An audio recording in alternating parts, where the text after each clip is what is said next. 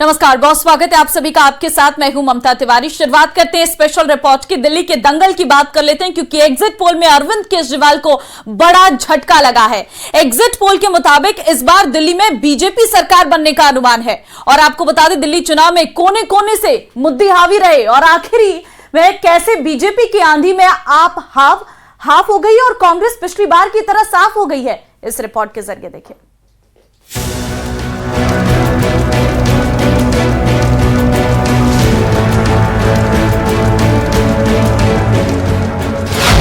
Exit poll में BJP की आंधी।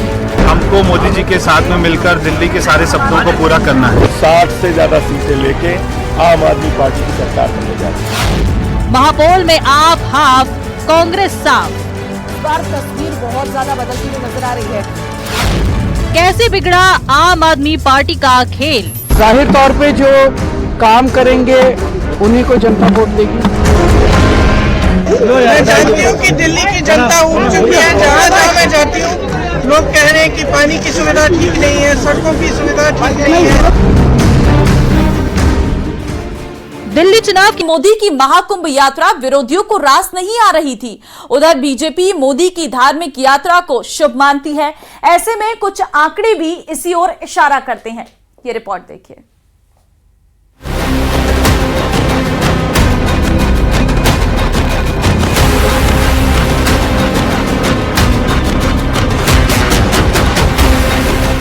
एक तरफ देश की राजधानी दिल्ली में लोकतंत्र के महापर्व में जनता वोट की आहुति डाल रही थी। दूसरी तरफ प्रधानमंत्री मोदी प्रयागराज में पवित्र त्रिवेणी के संगम में दूसरी तरफ तीसरी बार जनादेश पाकर सत्ता के शिखर पर बैठे प्रधानमंत्री नरेंद्र मोदी ने आज प्रयागराज में डुबकी लगाई, मां गंगा की पूजा अर्चना की। और इस दौरान उनके साथ सूबे के मुख्यमंत्री योगी आदित्यनाथ साथ साथ दिखे।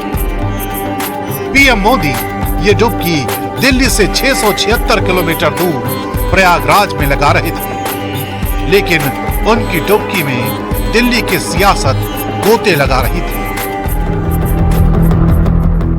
क्योंकि आंकड़े कहते हैं कि जब जब प्रधानमंत्री मोदी मतदान के दिन अपने धर्म के कर्तव्यों का पालन करने निकलते हैं, राजनीतिक जीत प्रधानमंत्री मोदी को नतीजों में मिलती है। प्रधानमंत्री मोदी ने अब तक 12 बार मतदान के दिन तीर्थ यात्रा की है।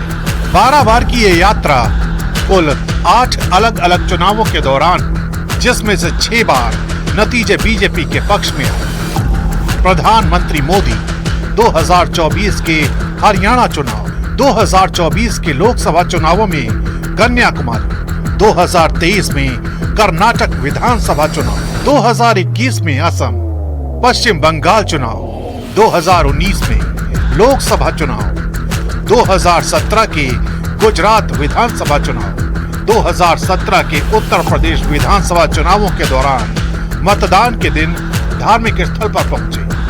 इन चुनावों में सिर्फ 2023 में कर्नाटक और 2021 में पश्चिम बंगाल में बीजेपी को हार मिली। बाकी सभी चुनावों में बीजेपी ने जीत दर्ज की।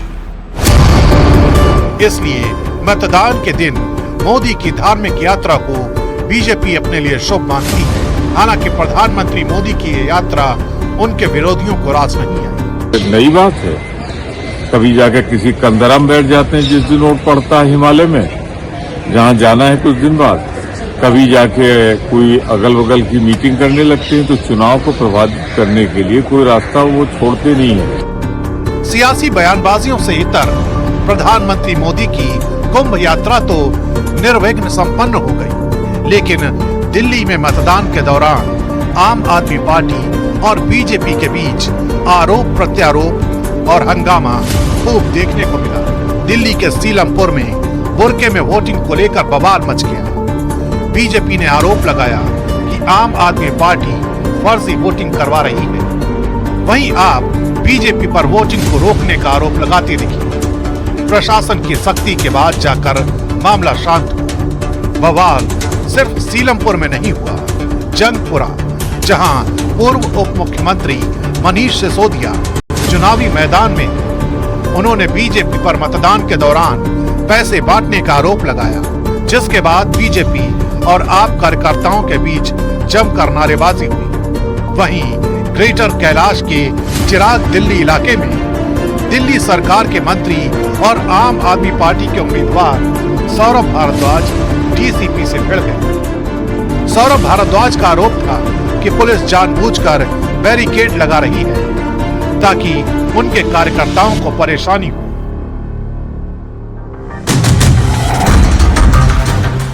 एक तरफ आपके प्रत्याशी और कार्यकर्ता लगातार दिल्ली पुलिस और बीजेपी पर आरोपों के तीर चला रहे हैं, तो दूसरी तरफ बीजेपी अध्यक्ष जेपी नड्डा, प्रदेश अध्यक्ष वीरेंद्र सचदेवा और केंद्रीय मंत्री हर्ष मल्होत्रा के साथ बीजेपी के वॉर रूम पहुंचे और चुनाव का जायजा लिया।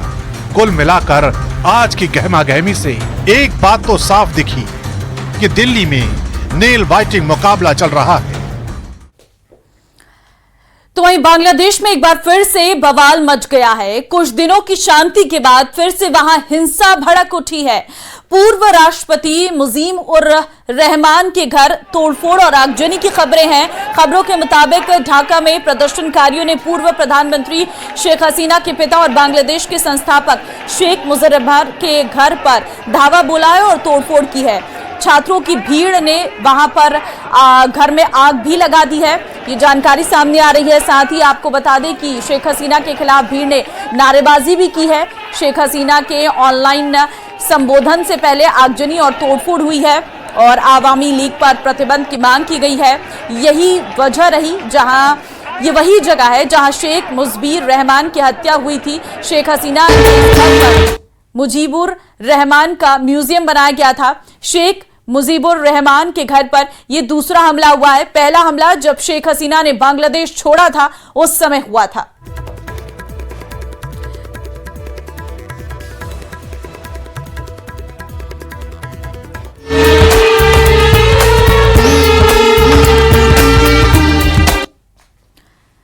और चलिए अब बात कर लेते हैं महाकुंभ की। महाकुंभ मेले का आज 25वां दिन है। देश ही नहीं दुनिया भर से श्रद्धालुओं के आने का सिलसिला लगातार जारी है।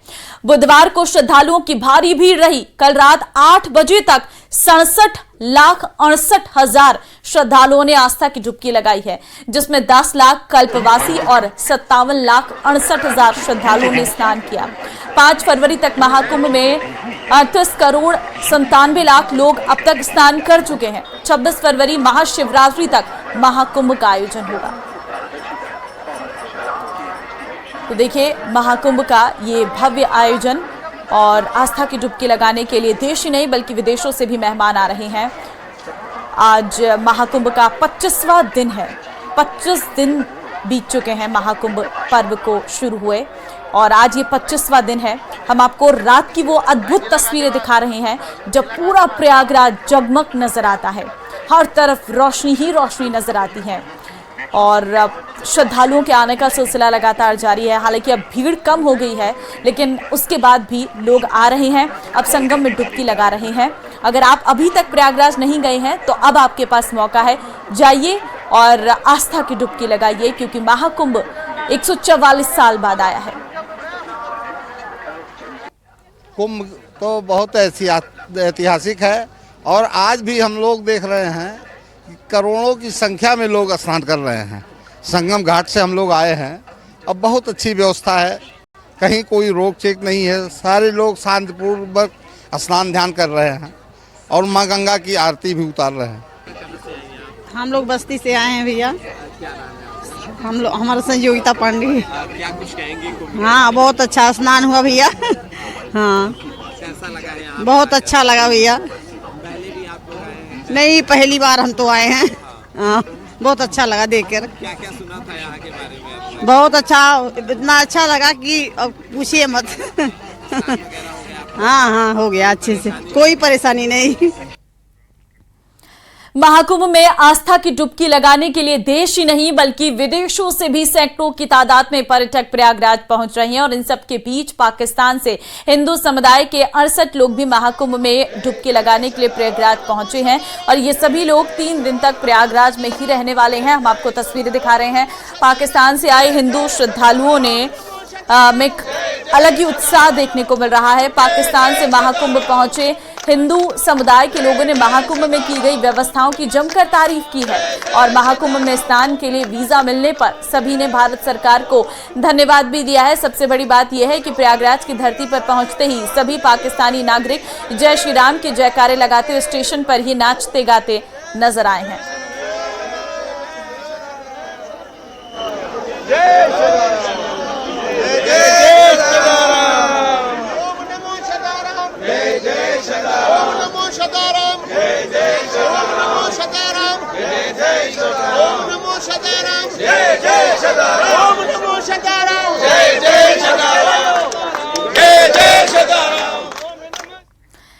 तो पाकिस्तान से भारत पहुंचे हिंदू समुदाय के 68 लोगों ने महाकुंभ को लेकर अलग ही उत्साह देखने को मिला। पाकिस्तान से आए इस ग्रुप में डॉक्टर, इंजीनियर, कारोबारी शामिल हैं।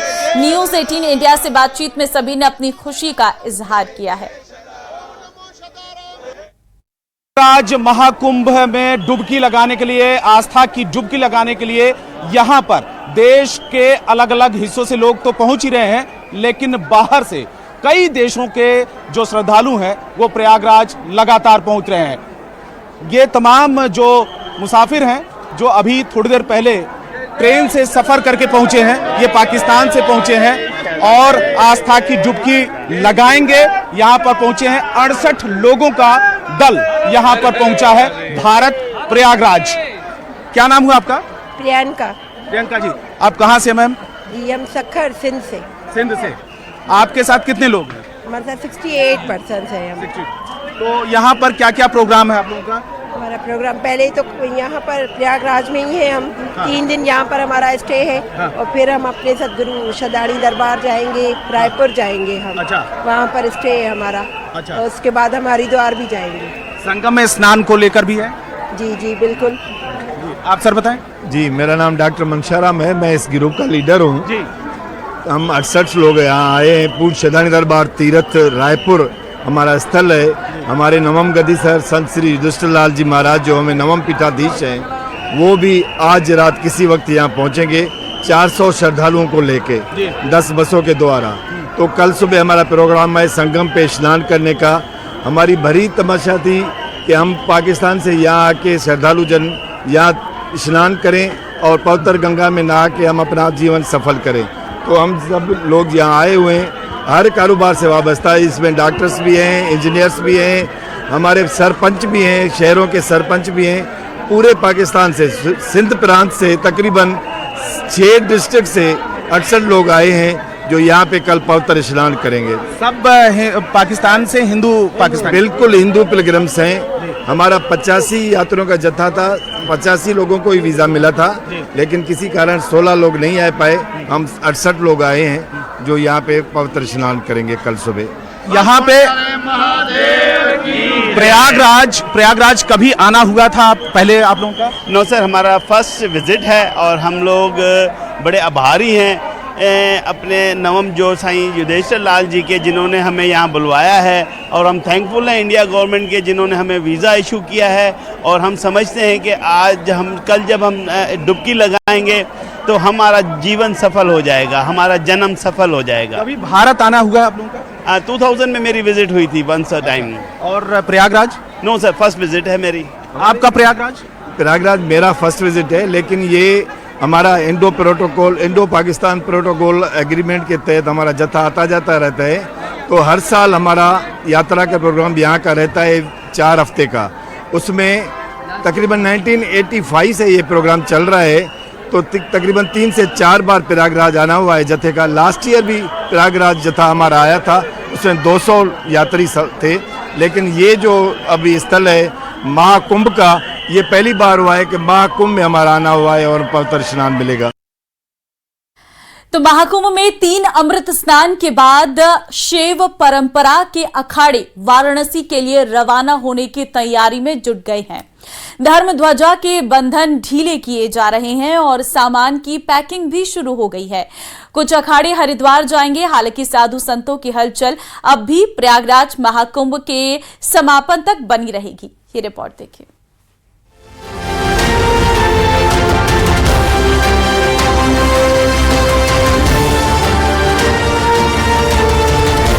महाकुंभ मेले के तीसरे और अंतिम अमृत स्नान बसंत पंचमी के बाद अखाड़ों ने महाकुंभ मेले से अपना सामान समेटना शुरू कर दिया है। परंपरा के मुताबिक अखाड़े कुंभ और महाकुंभ मेले में 3 अमृत स्नान करते हैं। मकर संक्रांति, मौनी अमावस्या और बसंत पंचमी के अमृत स्नान के बाद शैव परंपरा के अखाड़े काशी चले जाते हैं। शैव अखाड़े काशी में महाशिवरात्रि का स्नान करते हैं। हालांकि काशी जाने से पहले अखाड़े के शिविरों में जो धर्म ध्वजा स्थापित होती है उसके बंधन ढीले करने की परंपरा है। धर्म ध्वजा के बंधन ढीले करने का मतलब होता है कि महाकुंभ संपन्न हो रहा है।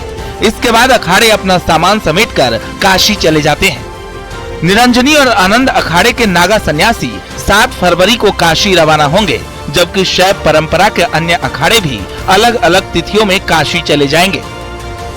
जो परंपरा है उसके मुताबिक जो अखाड़े की धर्म ध्वजा होती है इसके बंध को भी ढीला किया जाता है। जो शान से यहाँ पर धर्म ध्वजा फहरा रही है इसके बंध ढीले किए जाते हैं। इसका मतलब यह होता है कि अखाड़ों का स्नान पूरा हो गया है और महाकुंभ का आयोजन भी पूरा हो गया है। अखाड़े जब काशी जाते हैं तो वहाँ पर महाशिवरात्रि तक रहते हैं। वहाँ पर 26 फरवरी को अखाड़े काशी में महाशिवरात्रि का स्नान करते हैं। पंचायती अखाड़ा श्री निरंजनी के नागा सन्यासी महामंडलेश्वर, मंडलेश्वर और जगत गुरु काशी रवाना हो जाते हैं। शैव अखाड़े काशी में महाशिवरात्रि का स्नान करते हैं और इसके बाद होली खेलते हैं और वहां से अपने अपने मठ मंदिरों के लिए निकल जाते हैं। अब जितने हम शैव अखाड़े हैं सभी वाराणसी को कूच करेंगे और 7 तारीख को हम यहाँ से चल देंगे। निरंजनी अखाड़ा, आनंद अखाड़ा, सभी अखाड़ों की अपनी अपनी तिथि है और निरंजनी आनंद 7 तारीख को यहाँ से चल देगा। और जो हमारी धर्म ध्वजा लगी हुई है इसके बंद ढीले किए जाते हैं। जो रस्से लगी उसको ढीला किया जाता है। कहने का तात्पर्य जब बंद ढीला हो जाएगा उस समय हमारा महाकुंभ संपन्न माना जाता है कि हमारा महाकुंभ संपन्न हो गया। अखाड़े के ज्यादातर नागा सन्यासी नर्मदा खंड में तपस्या के लिए चले जाते हैं, तो वहीं कुछ लोग सन्यासी उत्तराखंड के केदार खंड की कंदराओं में साधना में लीन रहते हैं। जब 2027 में नासिक के कुंभ में फिर से सभी अखाड़े के नागा सन्यासी जुटेंगे। इसके बाद उज्जैन का भी कुंभ करेंगे और फिर प्रयागराज में अगले कुंभ मेले में आएंगे। अखाड़ों का काशी में चुनाव होता है। इसके बाद अखाड़े काशी में होली खेलकर हरिद्वार कूच करेंगे। चुनाव में अखाड़े के नए पदाधिकारी चुने जाते हैं। ये पदाधिकारी अगले कुंभ तक बने रहते हैं और कुंभ का आयोजन इन्हीं पदाधिकारियों के द्वारा संपन्न कराया जाता है। हालांकि महाकुंभ के समापन तक साधु संतों की चहल पहल बनी रहेगी। ये भी हमारे नागा सन्यासी है। मैं समझता हूँ उनमें से आधे ऐसे है जो नर्मदा खंड में जाते हैं। वो ज्यादा वहाँ ही रहते हैं नर्मदा किनारे, क्योंकि वहाँ माँ भगवती का साक्षात्कार है। सभी वहाँ तपस्या करते हैं। और आपने देखा होगा कुछ हमारे साधु संत जो है केदार खंड में भी रहते हैं, उत्तराखंड में रहते हैं। तो कहने का मेरा यही है कि जितने भी साधु संत है सभी बहुत दूर जंगलों में ही ज्यादा रहते हैं, तपस्या करते हैं। शैव परंपरा के अखाड़ों की काशी के लिए रवानगी होगी। हालांकि अन्य साधु संत महाकुंभ में बने रहेंगे। अंतिम मुख्य स्नान 26 फरवरी को शिवरात्रि के मौके पर संपन्न होगा और यहीं से महाकुंभ का समापन भी हो जाएगा। बहरहाल दुनिया का सबसे बड़ा आयोजन अपने आप में कई कीर्तिमान स्थापित करते हुए समापन की ओर बढ़ रहा है। प्रयागराज के इस महाकुंभ के बाद अब नासिक में 2027 में कुंभ का आयोजन होगा, जहां पर एक बार फिर से नागा सन्यासी जुटेंगे और उसके बाद उज्जैन में के कुंभ में जाएंगे। उज्जैन के कुंभ के बाद फिर 6 वर्षों बाद प्रयागराज में एक बार फिर से नागा सन्यासियों का यानी अखाड़ों का समागम होगा। कैमरामैन अनिल के साथ सर्विस दुबे, न्यूज़ 18 प्रयागराज। गुजरात के सूरत में एक ऑटो सड़क पर खोदे गए गड्ढे में गिर गया। इस हादसे में ऑटो का ड्राइवर घायल हो गया। आरोप लगाया गया है कि प्रशासन ने गड्ढा खुदवाने के बाद उसे खुला ही छोड़ दिया था। वहां बैरिकेड भी नहीं लगाए गए, जिसकी वजह से यह दुर्घटना घटित हुई। तो आप देखिए जरा, यह है वो तस्वीर जहां पर एक गड्ढा जो है वो प्रशासन की लापरवाही के चलते एक गड्ढे में गिर गया। अब आप देखिए नॉर्मल सी सड़क है और वहां पर थोड़ी सी मिट्टी नजर आ रही है, लेकिन आगे गड्ढा होगा ये ऑटो ड्राइवर को भी नहीं पता था। ऑटो ड्राइवर की जान पर बनाई है। इस तरीके से प्रशासन की बड़ी लापरवाही यहां पर देखने को मिलती है कि खोदे गए गड्ढों को बंद नहीं किया जा रहा है, और अगर बंद नहीं किया गया है तो वहां पर कम से कम बैरिकेडिंग्स होनी चाहिए या फिर ऐसा कोई सिग्नल होना चाहिए कि आगे आप यहां से ना जाएं। इस तरीके का कोई सिग्नल नहीं रखा गया है। ऑटो ड्राइवर की जान यहां पर बच गई, लेकिन अगर पैसेंजर इस ऑटो में होते तो शायद किसी की जान भी जा सकती थी। सूरत में ये प्रशासन की एक बड़ी लापरवाही जो इस घटनाक्रम से सामने आई है। खोदे गए गड्ढे में ऑटो गिरा है।